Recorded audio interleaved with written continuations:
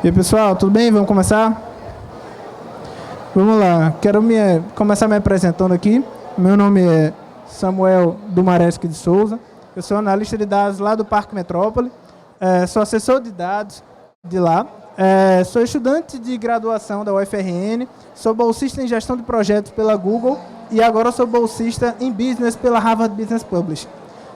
Eu também criei um framework de storytelling voltado para pitch startup, que ele foi apresentado no GoRN do ano passado, e a gente pode conversar com vocês depois para vocês terem acesso à ferramenta. E eu queria começar perguntando para vocês se vocês já viram esse filme. E aí, vocês já viram? Lembram dele e tal? Pronto. Então ele é um filme que Adam Sandler, com o controle, ele consegue mover muita coisa na vida dele, né? Consegue adiantar o tempo, consegue atrasar, ele consegue fazer como se fosse a vida dele como ele queria. E aí vamos pensar aqui, como é que seria Adam Sandler com um ícone e tal, alguma forma que a gente conseguisse trabalhar um pouco a história. Então eu pensei que seria mais ou menos assim. E aí, pensando nessa questão, a gente pode desenvolver aqui uma historinha. Então a gente pensa que com o controle, ele planejou criar ele se viu criando uma startup, e o nome dela era Click. E aí, com essa startup, ele foi procurar investidores, ele foi procurar desenvolver essa startup. E aí ele clicou mais uma vez no botão, e ele se viu lá se apresentando para um investidor e conseguindo esse aporte de capital para fazer a empresa dele crescer. Mais na frente, ele foi lá e clicou no botão novamente. E ele viu a empresa dele sendo levada a nível global. E ele ficando plenamente rico e levando a Click para todo mundo. Mas aí ele foi clicar no botão de volta para ver aquilo em retrospecto, como aconteceu. De repente, ele viu que tinha clicado no botão do sonho. E aí ele viu que, na verdade, a Click não foi para frente. Na verdade, quando ele foi apresentar para a investidora, não deu certo. E ele não sabia muito bem, porque no fim das contas, a Click não voou. E aí ele ficou se perguntando, né? Onde é que eu errei? E aí ficou se imaginando isso, e aí eu vou ir lá perguntar para ele. No fim das contas, você sabia quem era o seu público direito? Você sabia quais eram as suas linhas de receita? Você entendia bem dos seus processos? Você sabia como fechar parcerias? Então são coisas que muitas vezes, quando a gente está ali no sonho de criar startup, a gente não pensa em tudo que precisa para fazer com que as coisas venham a dar certo. E eu fico às vezes me perguntando, e às vezes isso pode passar pela cabeça de vocês, será que isso aqui é uma coisa que é raro de acontecer? Porque lá em incubadora, que a gente vê no dia a dia, as empresas que não conseguem ir para frente foi falta de validação. Não entendia bem o público, não entendia bem as linhas de receita, não entendia bem os seus processos, não sabia de onde ia e para onde ela queria chegar. Então, essas empresas não tinham como ir para frente. Esses projetos iniciais, esses protótipos, eles não iriam para frente, não adiantaria a gente colocar na incubadora para não andar. Então, a gente tem que escolher os projetos que sejam bem validados. E a gente também pensa, será que quando a galera falha no Shark Tank e tal, em pitches, em programas de pitch, não foi isso que foi perguntado para a pessoa muitas vezes? Qual são as suas linhas de receita? O que você entende do seu público? O que você entende dos seus processos? E tudo isso a gente pode enxergar como uma questão também da falta de direcionamento que as empresas acabam tendo, né? Por isso que elas podem até conseguir um aporte de capital e, no fim das contas, elas não conseguem ir para frente, porque o dinheiro sem a informação, boa parte das vezes ele vai para o ralo. Só a gente vê o pessoal que ganha na loteria e fica pobre depois. Então não adianta você ter um grande aporte de capital se você não sabe o que você vai fazer com aquele capital. Então a falta de direcionamento também é um dos grandes motivos das empresas de a gente não irem para frente. E a gente pensa, será que a gente tem isso bem catalogado? A gente tem aqui o pessoal da CB Insights, fez uma pesquisa, descobriu quais são os principais motivos de falências de startups. E a gente vê que, dentre esses motivos, boa parte das vezes o que está faltando é entendimento de informações. Então, não entende as necessidades de mercado. Às vezes faltou pesquisa, às vezes faltou validação com o cliente. A questão de falta de dinheiro, muitas vezes falta análise financeira, falta a empresa ter ali as suas informações organizadas para que ela não venha a ficar sem capital. Também a questão de ser superado pela concorrência. Muitas vezes a concorrência tinha uma informação que você não tinha e essa informação foi bem utilizada e eles conseguiram sair nessa frente. Muitas vezes isso é um grande motivo que as empresas não venham a se desenvolver ou elas venham a ser ultrapassadas pelos seus concorrentes. E uma outra questão é a de preço-custo, ou seja, faltou boa parte das vezes uma análise ali do seu produto para entender se ele estava encaixado no nicho correto, se ele estava cobrando um preço certo, se de fato ele tinha como ter uma viabilidade. Isso são problemas que a gente vê que são extremamente recorrentes. E como é que a gente geralmente resolve esses problemas? Com dados. Então, o que são dados no fim das contas? Eles são formas de a gente organizar as informações de uma maneira em que a gente consiga utilizá-las melhor. Então, a gente tem relatórios, a gente tem formulários, a gente tem dashboards, que é o que a gente vai estar conversando aqui mais na frente. Então, são artifícios extremamente importantes que a gente precisa estar levando no dia a dia das nossas empresas e que foi muito provavelmente que a Dan Sandler lá na nossa história do Click, ele não conseguiu colocar para frente, foi a questão dos seus dados. E aí a gente pode chegar aqui em resultados até positivos, né? A gente só veio falando de questões negativas por enquanto, mas a gente pode ver, por exemplo, o Parque Metrópole daqui de Natal, que é onde a instituição que a gente representa, a gente conseguiu acabar um aporte de 13 milhões no edital da FINEP. Por quê? A gente conseguiu gerar resultados e a gente conseguiu reunir as informações de uma maneira que aquela banca que a gente estava tendo acesso, eles pudessem olhar para as nossas informações e falar, poxa, realmente vocês fizeram um bom trabalho. Outros parques também fizeram grandes trabalhos, mas às vezes a falta de saber apresentar aquela informação faltou ali na organização deles e impediu que eles fossem contemplados. Um outro caso interessante também é de uma empresa nossa que ela ganhou o Shark Tank. A Blind Dog, que é uma coleirinha para cachorro cego, é uma coleirinha bem pequenininha, é bem interessante. E aí ela é feita para quando tiver um obstáculo, o cachorro ele receba um sinal de uma vibração e ele vai vibrar ou para a direita ou para a esquerda. E aí o cachorro ele aprende rapidamente a sair daquele obstáculo com 2 dias de treino, mais ou menos. E foi uma empresa que ganhou o Shark Tank. E é interessante vocês pararem para ver o episódio lá do pessoal, que uma hora um investidor que fechou o aporte com eles, fez uma pergunta relativa ao quantos cachorros cegos a gente tem. Se ela não tivesse parado para estudar de fato aquela questão, ela não saberia como responder. De fato, não tem na internet um número específico quantos cachorros cegos a gente tem com a população. Então, o que ela fez? Ela pegou qual é a população de todos os cachorros e ela disse qual é o percentual que a gente tem, mediante estudos, de um cachorro ficar diabético, ou ele ter glaucoma, ou ele ter outras doenças. E ela pegou essas estatísticas e ela também procurou qual é a probabilidade de um cachorro que é diabético ficar cego. E aí, desse jeito, ela conseguiu chegar mais ou menos na população de cachorros cegos que a gente tinha. E isso conquistou a confiança do investidor. Ele disse, pronto, eu vou aí. E aí, elas conseguiram o aporte lá dos 300 mil do João Apolinário. E foi uma empresa nossa que conseguiu o Shark Tank.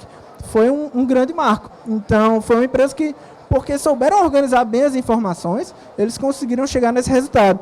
E as pessoas podem pensar, tá, mas essas oportunidades elas podem estar acontecendo agora e podem não ir para frente. Na verdade, eu digo que elas só tendem a ir para frente. Aqui a gente tem um ciclo que é muito interessante e a gente pode explicar isso mostrando como as oportunidades em dados elas só fazem crescer, porque quanto mais dados a gente organiza, mais dados eles são gerados, a gente metrifica, a gente gera inteligência com isso e a gente consegue encontrar mais oportunidades. Então, na verdade, quanto mais dados a gente está criando em nossas redes sociais, em todos os aplicativos que a gente usa, toda vez que a gente deixa de fazer um processo analógico e passa a ser digital, esses dados estão sendo organizados, eles podem ser metrificados e outras oportunidades podem ser vistas com esses dados.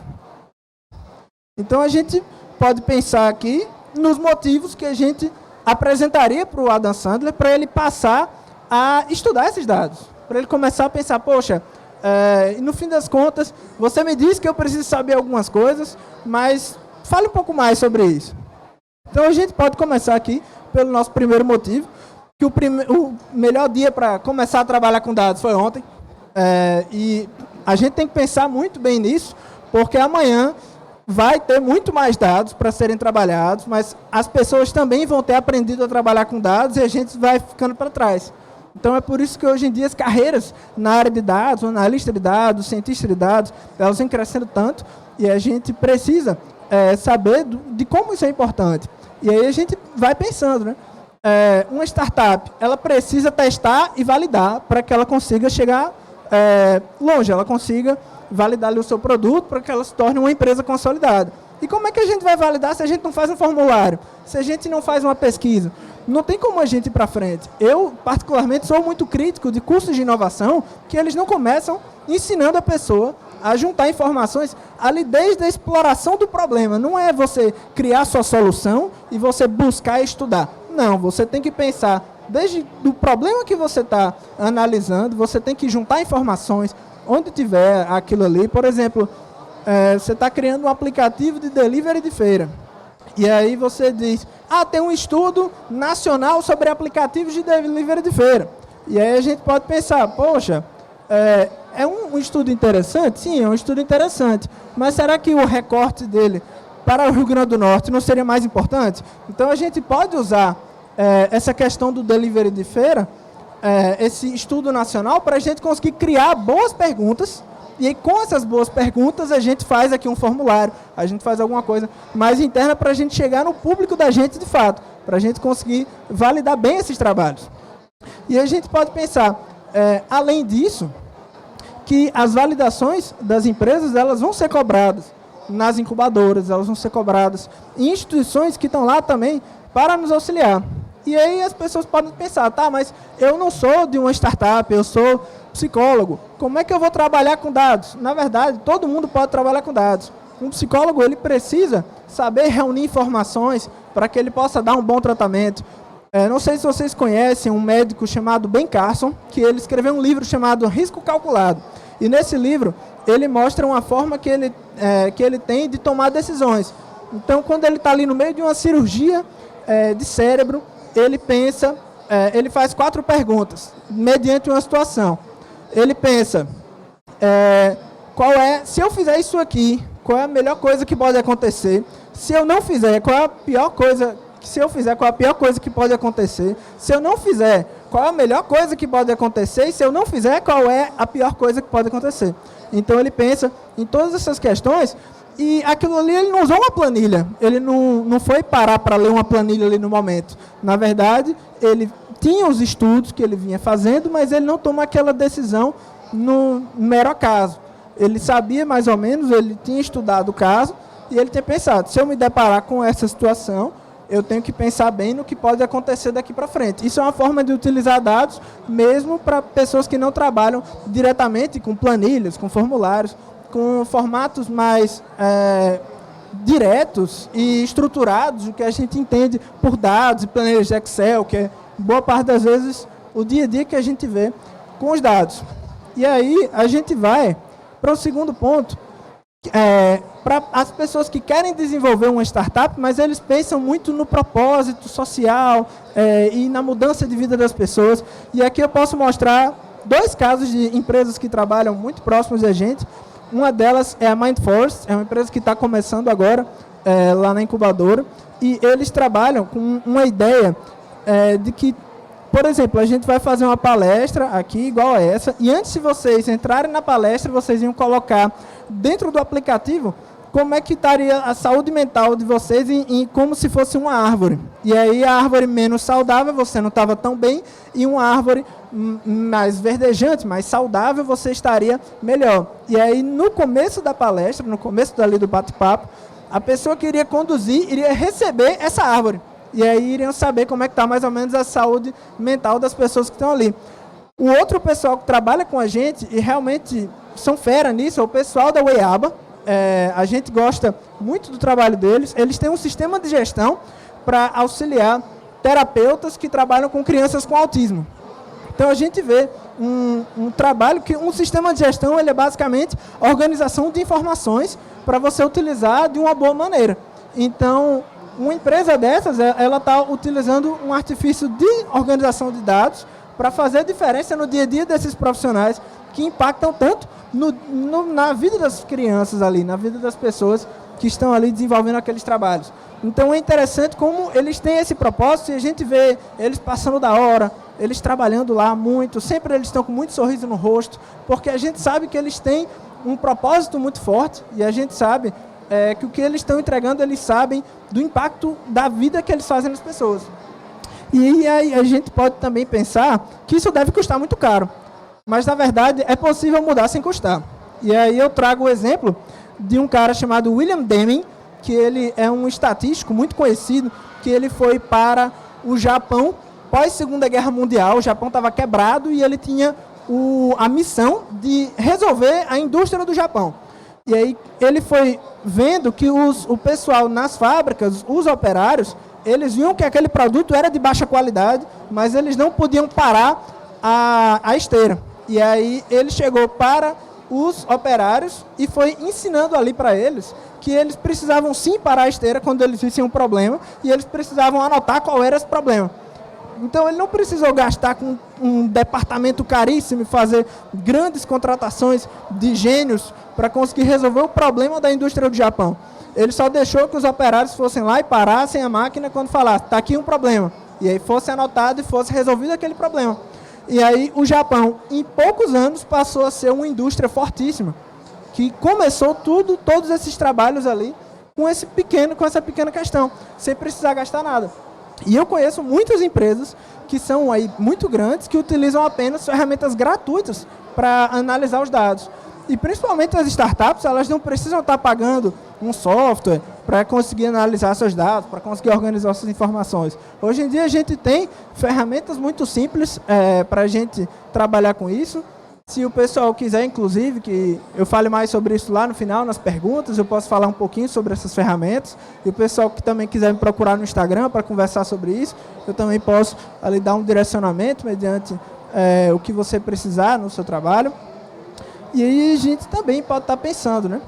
Será que dados é para todo mundo? Será que os dados são para todo mundo? E a gente diz que sim, porque eles não servem apenas para grandes organizações fazerem modelos estatísticos e tal. Na verdade, se a pessoa tem hoje um pequeno negócio com o Instagram, ela vai ter informações para ela entender, ela vai ter o público dela, ela vai ter ali as suas finanças básicas que ela vai precisar acompanhar. Então, os dados, eles realmente precisam ser levados para todas as pessoas. Isso é uma missão que o Parque hoje em dia ele também tem, da gente estar fazendo esse trabalho de assessoria de dados com as startups lá no nosso dia a dia. E a gente pode trazer um pouquinho aqui duas palavras que são muito importantes sobre essa questão de dados para todo mundo, que é a questão do letramento e a cultura. Então, o que é o letramento no fim das contas? É a gente entregar o básico do entendimento de alguma coisa. Então, aquela questão lá do Deming, lá no Japão, quando ele disse para os operários, vocês precisam saber identificar qual é o problema e vocês precisam parar a máquina. Isso é exatamente o que a gente fala sobre letramento de dados. É o pessoal que está ali vendo uma telinha piscar no dia a dia, uma pessoa que está lá trabalhando junto da empresa, e boa parte das vezes ela não se posiciona sabendo que tem um problema ali onde ela poderia estar visualizando essa informação.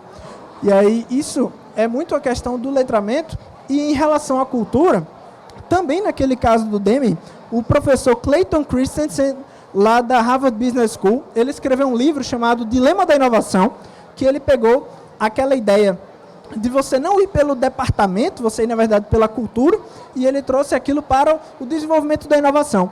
Então, ao invés de a gente ter um departamento de inovação, onde tem lá pessoas brilhantes e o resto da empresa trabalha normalmente, na verdade, a gente leva a inovação para todo mundo, a gente leva a nível cultural. E como é que a gente consegue orientar a inovação? São com dados. Então, a gente não consegue validar nada se a gente não tiver informações. A gente precisa levar essa ideia de cultura para todas as pessoas que estão na nossa empresa. É para todo mundo. E aí, como é que a gente poderia fazer isso? Tem um outro professor da Harvard Business School chamado John Kotter, que ele fala muito sobre mudança de cultura nas empresas. E ele diz que a primeira etapa é a conscientização. Então, o que a gente está fazendo aqui? A gente está falando sobre empresas que quebram porque não têm entendimento de dados.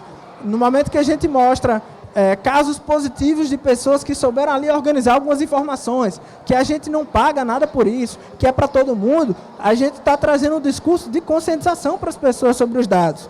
E ele fala muito sobre isso. Se a gente quer mudar a cultura, a gente precisa de conscientização para que a gente possa fazer com que isso chegue longe. Uma forma da gente poder começar a fazer isso nos nossos negócios é deixar o pessoal aberto para explorar os dados. Então, se a pessoa trabalha numa empresa e os dados, as planilhas, mesmo que são as mais básicas possíveis, elas são muito fechadas, isso é um problema. A gente precisa que os dados eles sejam tratados de uma maneira segura, ou seja, eles sejam anonimizados, para que nenhum nome de um cliente ele venha a vazar para uma pessoa que não pode ter acesso, mas as pessoas elas precisam saber como é que são basicamente os números que a sua empresa consegue fazer, quais são os processos que elas vai gerando, para que dessa forma a pessoa saiba como ela pode ajudar ali no lugar dela, porque ela vai conseguir identificar os problemas. E aí a gente junta pessoas de áreas diferentes, então a gente está com um problema específico sobre marketing. Aí a gente vai lá e chama uma pessoa que tem um trabalho mais de contabilidade, uma outra pessoa que tem mais publicidade, pessoas de áreas diferentes, onde elas vão poder fazer contribuições diferentes, porque elas têm um background ali em relação ao que elas já estudaram, e elas vão poder apresentar para as pessoas ali que são específicas daquela área, pontos de vista que aquela galera ali não teria normalmente. E aí a gente chega no nosso quinto ponto, que ele vai ser mais ou menos uma quebra de protocolo, porque dados é muito além de 5 coisas. Então eu precisaria de um pouquinho mais para poder conversar com vocês. Então vamos em 10? Rapidinho. Nosso sexto ponto seria a questão que os dados, no fim das contas, eles são mapas, mas se você não tem alguém para lhe ensinar mais ou menos como eles funcionam, eles ficam meio perdidos. Então, se a gente tiver uma assessoria estratégica, como a gente leva hoje para as nossas startups na incubadora, é como se fosse um GPS. Então, facilita muito mais. Boa parte das vezes, as empresas fazem muito, mas elas não sabem organizar as informações para levar para o investidor. Ou seja, uma assessoria de dados, ela pode conseguir um ganho de capital gigante para a empresa. Ou ela pode conseguir atingir, por exemplo, uma rede social que está começando agora. E aí está muito misturado os clientes, os usuários que tem lá, entre parentes, amigos e pessoas que eles não conhecem e que baixaram o aplicativo. Essas pessoas são muito importantes. É o que a gente chama de early adopters. São a galera que está começando ali, que está vendo aquele aplicativo começar agora e eles já entram ali. Por exemplo, tem uma empresa nossa, Petlog o nome. Para quem gosta muito de cachorro aqui, é uma rede social para dono de cachorro. E é bem legal, recomendo que vocês procurem. Eles não começaram tem muito tempo, então assim que eles começaram lá nos primeiros usuários baixando, eles foram conversar comigo e foram mostrar quem eram esses usuários. Eu perguntei aqui, quem aqui é parente, quem é seu amigo e quem você não conhece? Aí ele disse, essa galera que eu não conheço. Pronto, a gente vai ligar para essas pessoas e a gente vai entender por que eles baixaram esse aplicativo. Essas pessoas, elas não chegaram por meio de vocês e eles viram interesse naquele negócio. Eles são muito importantes. A gente tem que validar com eles algumas questões e é essa a forma de pensar que uma assessoria muitas vezes tem. Ela vai parar para ver o que tem ali de estratégico. Outras questões, por exemplo, uma empresa que ainda não desenvolveu bem os seus indicadores, e ela vai pensar, por exemplo, na questão que a gente chama de churn, que seria, tem alguns dias que o usuário ele deixou de abrir ali o seu aplicativo e tal, e você quer saber quando é que ele está deixando de pegar aquele ritmo que ele tinha com o seu aplicativo. E aí uma empresa dessas, que faz acompanhamento com a gente, pode chegar, Samuel, a gente definiu o churn como 14 dias. E eu pergunto, tá, mas por que não é 10? Por que não é 12? Por que não é 20? Ah, mas a gente decidiu 14, foi uma questão arbitrária. Tá, mas questão arbitrária não existe. No final das contas, se você não tem dados, você está falando apenas por sua opinião. Aí eu pergunto, qual é a média dos dias que os usuários param de usar? Pronto, a gente tem aqui talvez um número de base para que a gente possa entender o que seria mais ou menos essa questão desse churn. A gente já tem mais ou menos um período. Se no final das contas é 10, se no final das contas é 12, é 14, a gente vai levar ali como base o número que a gente já tem. Então, a gente não pode criar um indicador de maneira completamente aleatória. A gente tem que entender, no fim das contas, como funciona isso. E aí, indo para o 7, ele seria mais a questão dos dashboards. Não sei quem está aqui que já leu o livro Lean Startup, que ele é um livro muito famoso na parte das startups. E um ponto muito importante do Lean Startup é a questão dos dashboards. Então, ele traz ali que nenhuma startup ela pode ter números que estão sendo gerados que não sejam analisados continuamente. Então, ele traz muito essa importância do desenvolvimento dos dashboards, e foi a primeira coisa que a gente fez quando a gente começou a assessoria de dados lá na incubadora, foi perguntar para as empresas: vocês têm dashboard? Como vocês veem as informações? De vez em quando eu fui em uma empresa ou outra e eu disse: tá, quantos clientes você tem no sul do Brasil, lá numa cidade pequenininha? E aí eu queria saber se o cara tinha como me mostrar isso rapidamente. Porque se ele não tivesse, um investidor, quando ele chegasse lá, poderia fazer uma pergunta parecida e eles podiam perder o investimento. Teve uma empresa nossa, recentemente, que um investidor chegou lá, um cara de Dubai, chegou na empresa e disse: você teria como me falar qual perguntou em questão de rentabilidade. E aí o cara sabia o número ali na lata e ele disse: como é que você acompanha suas informações? Ele foi lá, mostrou o dashboard, o investidor fechou com eles e hoje em dia a empresa deles aí já está duplicando por causa do aporte capital. E é uma empresa que está se desenvolvendo muito na parte de biotecnologia aqui no nosso RN. E aí, quando a gente começou a assessoria de dados, a gente perguntou para o pessoal: vocês conhecem o Power BI, que é uma ferramenta muito conhecida na parte de análise de dados, e a maioria das empresas não conheciam. Apenas 1/5 das empresas que a gente foi conversar com elas conhecia o que era. E assim, a gente está falando de um prédio de tecnologia, estudantes de graduação, em TI, pessoas que trabalham ali no dia a dia com aplicativos e não conheciam as ferramentas mais famosas de trabalhar com dados que a gente tem no mundo. Então, são coisas importantes, porque quando a gente percebe isso, a gente percebe muitas vezes uma falha no entendimento de indicadores. Porque se a pessoa ela estuda realmente os indicadores, ela procura saber como é que ela pode estudar melhor, as principais ferramentas vão acabar aparecendo para ela por uma propaganda, por algum vídeo no YouTube que foi recomendado, vai acabar aparecendo. Então, se a gente faz uma pergunta dessas, a gente vê que a empresa ainda está bambeando muito na questão do seu entendimento de indicadores. E aí é dessa forma que a gente começa a entender. E boa parte das vezes as empresas, depois que fazem o dashboard, eles acham que a assessoria de dados acabou. E eu digo não, é só o começo, na verdade. Porque com os seus dados organizados, a gente começa a entrar em gestão de processos, a gente começa a trabalhar com análise financeira, a gente começa a falar de análise de clientes. Então, a partir do momento que os dados estão organizados, a gente tem como fazer muita coisa com esses dados. E aí a gente vai para o nosso próximo ponto, que é algo que a galera duvida muito e boa parte das vezes é o motivo das empresas grandes falirem. Elas não estão acompanhando bem os seus dados ou elas não estão dando muito valor e elas acham que o tamanho que elas têm e o poder que elas possuem de influência no mercado vai fazer com que a empresa não venha à falência. Mas boa parte das vezes, as grandes empresas que não estão vendo quais são as tendências do mercado, elas acabam chegando à falência por causa disso. Você teve o caso da Blockbuster, que faliu com o crescimento da Netflix, ela não estava percebendo qual era aquele modelo de negócio que a Netflix estava criando e como é que eles poderiam chegar ali no mesmo ritmo. Eles não sabiam como é que eles iam chegar. Eu conheço alguns grandes aeroportos aqui no país, eu tenho acesso a pessoas que trabalham nesses aeroportos, e eles me dizem que lá eles trabalham com planilha de Excel no dia a dia da maneira mais básica do mundo, e eu digo, poxa, vocês não têm um dashboard mínimo, vocês não têm uma ferramenta mínima para vocês poderem visualizar informações. E aí a gente vai observando essas questões e vai vendo que isso é muito repetitivo. Eu tenho um contato com o pessoal do Onofre Lopes, e aí aqui do nosso hospital universitário, e aí eles estavam me falando que eles estavam com um problema, que todo mês eles precisavam reservar 4 pessoas para fazer atualizações mensais de alguns dados do DataSource. Eu fiz um dashboard para eles, que foi assim, algo que eu fiz em poucos dias, porque era de fato algo muito simples, sendo que ele ficava atualizando automaticamente. Então, agora, eles têm esse dashboard que já foi apresentado para a Secretaria de Saúde, já foi apresentado para a EBC Nacional, E eles hoje veem esse dashboard como referência, que foi assim, uma ferramenta gratuita que está sendo utilizada lá.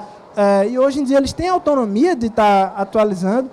E foi algo que mudou realmente o dia a dia de análise ali do próprio hospital. Não é à toa que outras instituições passaram a utilizar esse dashboard como uma maneira de checagem de outros hospitais que também estavam ali naquele dashboard.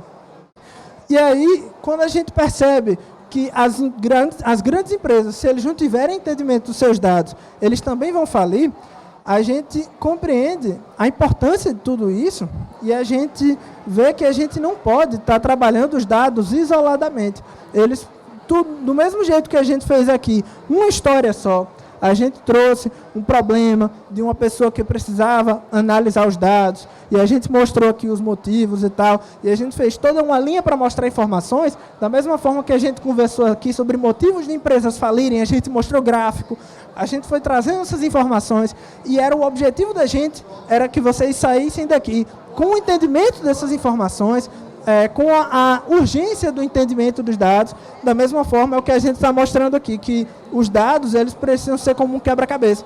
Eles funcionam muito bem quando são organizados e eles estão ali contando uma grande história. E a gente fecha com os dados, eles são um verdadeiro controle.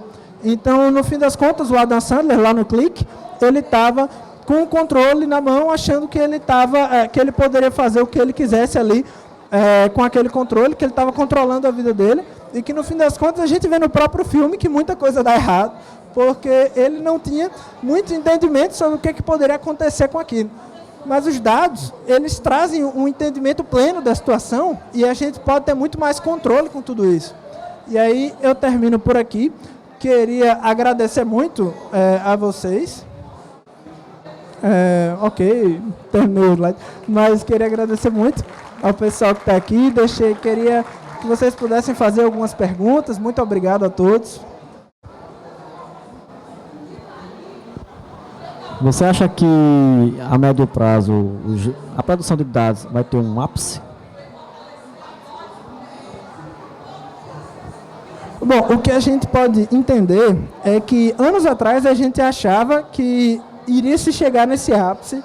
Há 10 anos atrás a gente já achava que a gente ia chegar num ápice, mas no fim das contas a gente vê que quanto mais a gente tem algum dado, a gente entende mais sobre alguma coisa. É a mesma coisa sobre, será que a medicina vai chegar num ápice? Aí a gente vê que a gente consegue resolver um problema que a gente não imaginava. É a mesma coisa com os dados. Hoje em dia a gente está criando formas mais eficientes de conseguir juntar os dados, de conseguir organizar e de conseguir trabalhar com eles e analisá-los. Então, dessa forma, a gente consegue muito mais otimizar com o uso daqueles dados, e no fim das contas a gente pensa que vai chegar no ápice, mas é muito difícil que um dia a gente chegue, porque no fim das contas os dados eles vão mudando até os formatos. Então hoje em dia a gente trabalha muito a internet das coisas, a gente vai desenvolvendo sensores e outras questões, onde a gente pode captar os dados de outras formas, análise de faces e tal, outras formas de se captar os dados. E a gente tem como analisar aquilo para um outro motivo posterior. Às vezes, dados que são utilizados no mercado de trabalho, eles podem ser mais na frente utilizados na universidade. Ou a universidade pode estar levando esses dados para as empresas. É o que a gente chama de pesquisa, desenvolvimento e inovação. É quando a gente, no fim das contas, está fazendo alguma pesquisa na universidade e a gente vai aplicar aquilo ali no mercado. Então, está bem respondido? Show. E aí, pessoal, alguém quer fazer mais alguma pergunta? Eu fiquei sabendo que quem fizer a pergunta vai ganhar uma garrafinha ali do parque. Sobre a questão de dados que são inseridos nos nossos sistemas de forma manual versus de forma automática. Eu vejo que, pelo menos onde eu trabalho, o pessoal tem uma certa resistência a dar esse input manual. Você acha que isso é uma questão de cultura ou é a empresa que deveria se adequar a conseguir os dados de forma passiva? Bom, existe aí uma questão do depende, que é aquela resposta que todo mundo fica com raiva quando recebe, mas que ela é muito importante. Então, assim, quanto mais automatizado é aquele formato de receber os dados, para quem vai fazer análise é ótimo. Porque boa parte das vezes o usuário é o maior motivo de erro que a gente tem para tratar esses dados, para organizar os dados, e a gente tem que fazer com que a forma que os dados são coletados eles sejam seguros. é o que fala muito na parte de engenharia de software, que é impedir que o usuário possa colocar uma informação ali que não era para colocar aquele tipo de informação. Então, a gente vai, mesmo que tenha um input manual, mas a gente tem uma forma de tornar aquele dado muito mais, a forma que ele vai ser imputado muito mais certeiro. Então, por exemplo, um formulário que aquela informação ela precisa ser colocada ali obrigatoriamente, a gente tem que colocar, selecionar que aquilo tem que ser colocado obrigatoriamente, senão a gente vai ficando com muitas lacunas no processo e aquela análise vai sendo perdida. Então, o que a gente tem como fazer de maneira automática, é interessante que seja automático, mas tem alguns dados, por exemplo, sobre análise de psicologia e tal, que não tem uma resposta pronta ali. Aí, nesses casos, é importante que aquele dado ele possa ser imputado manualmente.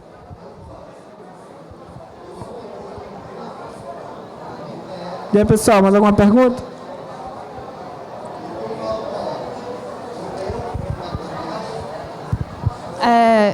Uma pergunta assim, muito sobre o manuseio, né, desses dados. Com a LGPD, né, de 2018, teve uma nova qualificação do tratamento de dados e tudo mais, veio regular isso. Aí eu quero saber se antes da LGPD tinha um outro escopo do tratamento de dados e após a LGPD adquiriu uma nova forma de tratar esses dados, ou ela só veio regular como já estava sendo tratado antes? Isso é uma questão muito importante, até porque antes realmente não tinha um tratamento muito certo. Foi-se visto lá nos Estados Unidos, inclusive, que o pessoal juntando informações de um sistema de saúde com um sistema de educação, com um sistema eleitoral, com CEP e tal, eles conseguiam uma informação muito específica e íntima sua. Isso era um problema muito sério. Foi, inclusive, um dos motivos de chegar na questão da LGPD. Eles descobriam até em quem você votava. Era um negócio, assim, com um nível de acurácia de 98% em quem você tinha votado. É um negócio absurdo isso. Então, isso era um problema muito sério que se tinha, até porque foram feitos meio que sistemas onde você poderia pagar para você saber em quem aquela pessoa votou, e a pessoa sofria uma perseguição no trabalho, ela sofria algum problema ali por causa dessa questão, e foi um dos motivos da criação da LGPD, foi essa questão dos dados que eles eram vazados por falta de um tratamento correto. Então, o escopo realmente do tratamento de dados, boa parte das coisas a gente já sabia como fazer, mas elas não eram feitas. Por quê? Porque alguém ganhava com isso. Alguém estava vendendo base de dados por aí, e aí essas bases de dados, inclusive, eram feitas a esmo, e é por isso que, no fim das contas, tinha uma empresa de telefonia ligando para um Manuel José para sua casa. Então, boa parte das vezes é isso. É alguém que vendeu uma base de dados que estava toda errada para alguma empresa, e ela vai tentar usar aquela base de dados, e aí vai tentar chegar. Eu passei um período aí, ano passado até, mesmo depois da LGPD, com um nome específico de um cara, eu acho que era Joaquim Farias, que estavam ligando para mim 18 vezes por dia. E eu, poxa, meu irmão, já estou dizendo para o tal do banco lá que não tem um Joaquim Farias morando aqui. Mas eles me falaram, no fim das contas, que foi uma base de dados que chegou até eles, e houve uma troca ali nas colunas. E aí o meu nome ficou com outro número, o nome dele ficou com outro número, e estavam ligando para ele com o meu nome. Então, isso é uma coisa que acontecia muito, e o pior, até hoje ainda acontece, porque mesmo a regulação existindo, a gente sabe que esses problemas eles são recorrentes. Mas, de qualquer forma, a LGPD ela trouxe a obrigação de que aquelas boas práticas que a gente já sabia fossem, de fato, utilizadas.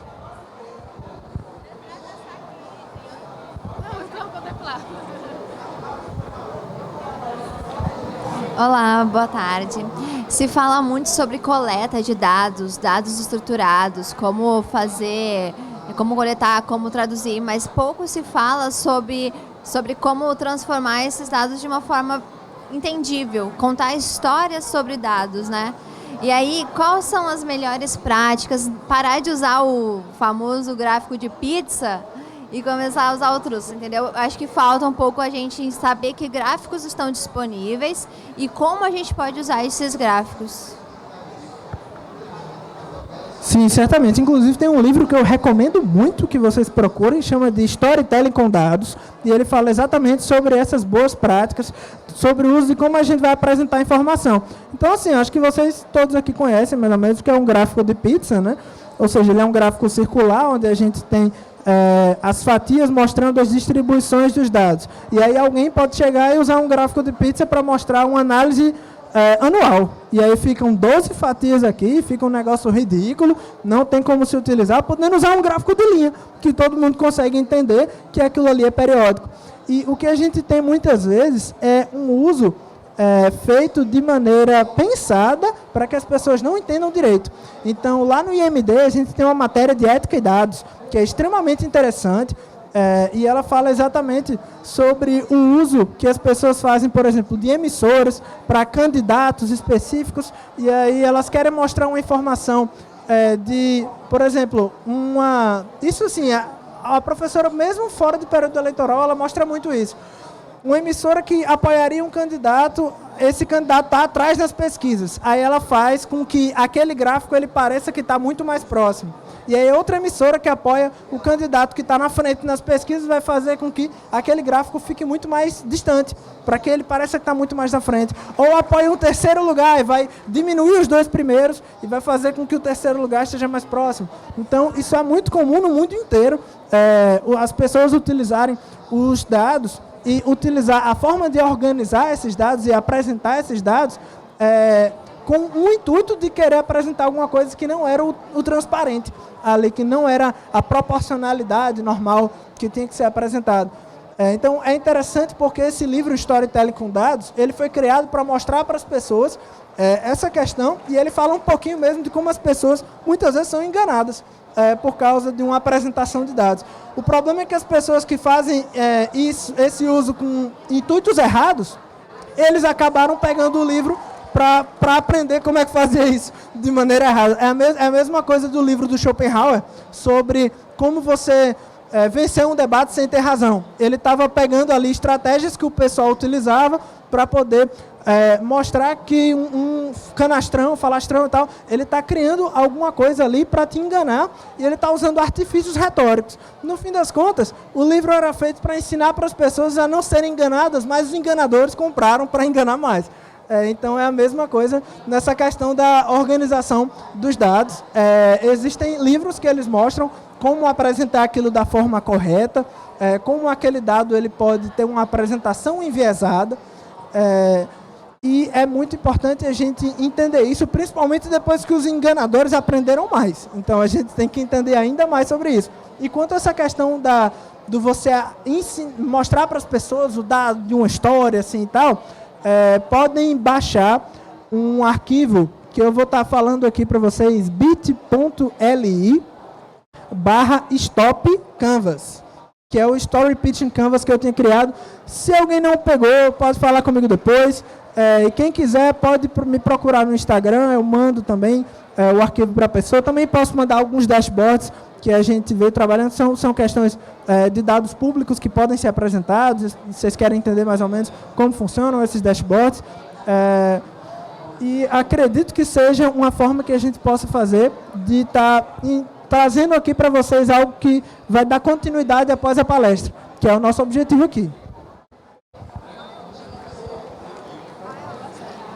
Meu Instagram é Samuel Dumareschi. Samuel Dumareschi. Eu vou colocar aqui o meu nome e vai ser um pouquinho mais fácil.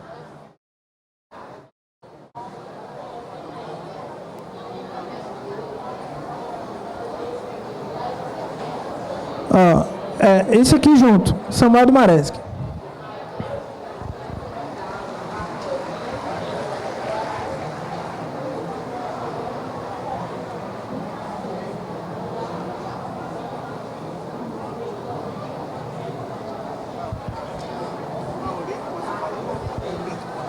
O link é bit.ly/stop-canvas.